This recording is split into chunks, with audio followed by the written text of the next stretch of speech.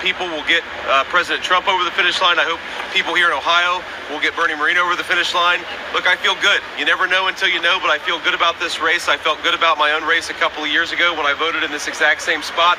Hopefully it goes as well for President Trump and me as it went for me a couple of years ago in the state of Ohio. So appreciate you guys being here. Happy to take a few questions. You obviously can see my kids bouncing around here. There's Usha.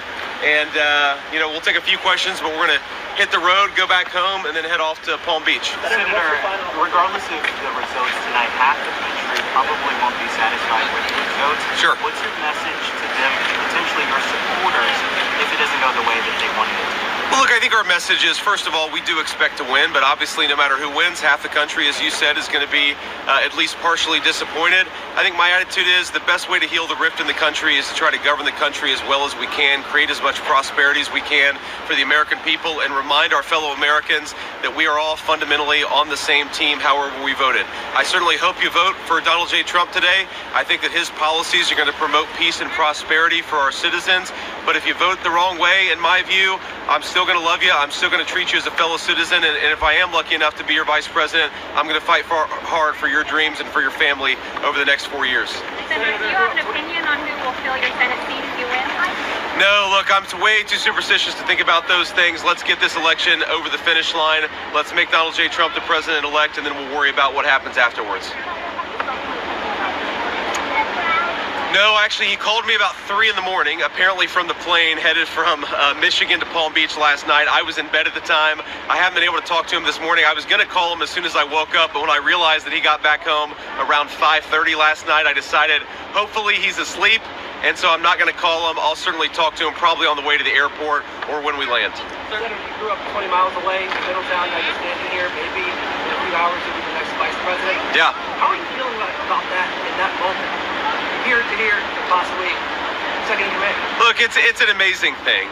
My heart is just overwhelmed with gratitude to the generosity of the American people. The fact that I'm standing here is very much a testament to the fact that we live in the greatest country in the history of the world.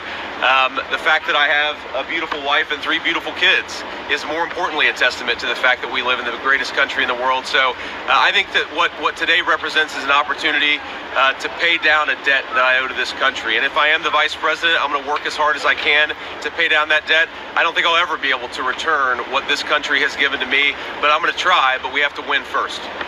Sir.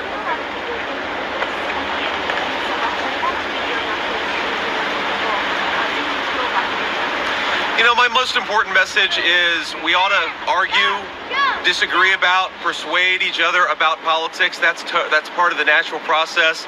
But we can't discard friends and we can't discard family members. I think that if we all just recognize this basic principle, that we ought to love people, we ought to be friends with people, we ought to be family members with people, regardless of their politics, that would do a lot to heal the division. I know myself, I've had a lot of friends, not a lot, I've had a few friends who have cast their friendship aside because I decided that I wanted Donald J. Trump to be the winner in the last election and in this election. I think that's a tragedy, and I'm not going to follow that example. I'd say to everybody, whether you're voting for Donald Trump or voting for Kamala Harris, remember, friends and family, that stuff is what really, really matters. We ought to be kind to one another. We ought to treat each other with respect. And fundamentally, what we're trying to do, President Trump and I, is just build the kind of country where our fellow Americans can achieve their dreams.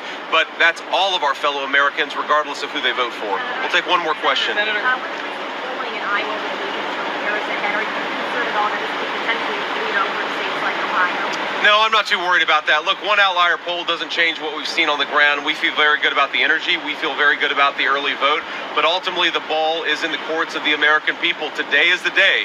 If you don't want an open border, vote for Donald Trump. If you want to get back to low inflation and affordable groceries, vote for Donald Trump. If you want to return the world to peace and stability, vote for Donald Trump. That's my pitch to voters. I really do believe that we can have a golden age of prosperity in the United States of America, but voters are going to ultimately make that choice. I don't worry about any one poll. I think that we're going to win. I really do, but ultimately the voters make that decision. We'll see what they think about this by the end of the day, hopefully. God bless you guys. Thank you. So there you have it. That's J.D. Vance in the flesh himself. Seemed like a really humble person. And, you know, I like at the end how he said, God bless.